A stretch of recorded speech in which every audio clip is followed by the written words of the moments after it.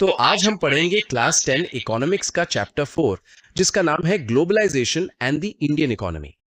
तो first topic है MNCs या मल्टीनेशनल कॉरपोरेशंस क्या होती हैं। एमएनसीज वो बड़ी कंपनीज हैं जो एक से ज्यादा देश में अपना बिजनेस चलाती हैं। ये वहां फैक्ट्री लगाती हैं जहां रॉ मटेरियल सस्ता मिले और लेबर चीप हो ताकि प्रॉफिट बढ़ सके।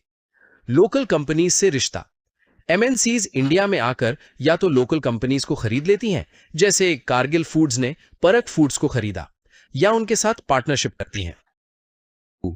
फॉरेन ट्रेड यानी विदेशी व्यापार। पहले ट्रेड सिर्फ देश के अंदर होता था, पर अब गुड्स एक देश से दूसरे देश आसानी से जाते हैं। चॉइसेस, हमें मार्केट में ज्यादा ऑप्शंस मिलते हैं, जैसे चाइनीज टॉयज या आईफोन। प्राइस, कंपटीशन की वजह से चीजों के दाम कम हो जाते हैं। ग्लोबलाइजेशन को किसने बढ़ावा दिया?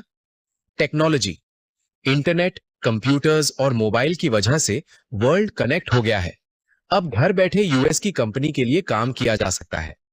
लिबरलाइजेशन, 1991, इंडिया ने 1991 में ट्रेड बैरियर्स यानी टैक्स और रिस्ट्रिक्शंस हटा दिए ताकि बाहर की कंपनीज इंडिया में इन्वेस्ट कर सके। डब्ल्यूटीओ, वर्ल्ड ट्रेड ऑर्गेनाइजेशन, ये एक इंटरनेशनल संस्था है जो दुनिया भर के ट्रेड रूल्स बनाती है। 4, इंडिया पर इसका इंपैक्ट, असर। इसके दो पहलू हैं, पॉजिटिव फायदे, नेगेटिव नुकसान। कंज्यूमर्स का मजे, हमें सस्ती और अच्छी क्वालिटी की चीजें मिलने लगी, कार्स, फोन्स, क्लोथ्स।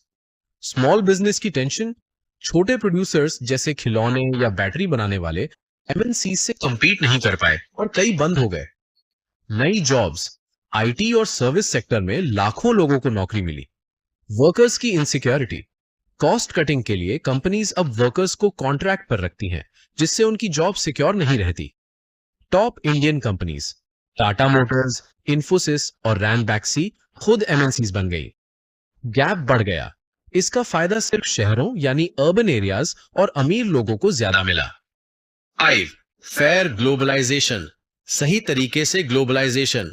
ग्लोबलाइजेशन सबके लिए तभी अच्छा होगा जब गवर्नमेंट लेबर लॉज को सख्ती से फॉलो करवाए, वर्कर्स का शोषण ना हो, छोटे प्रोड्यूसर्स स्मॉल स्केल इंडस्ट्रीज को सपोर्ट करे जब तक वो बड़े ना हो जाएं, डब्ल्यूटीओ में डेवलप्ड देश अमीर देशों की मनमानी ना चलने दें।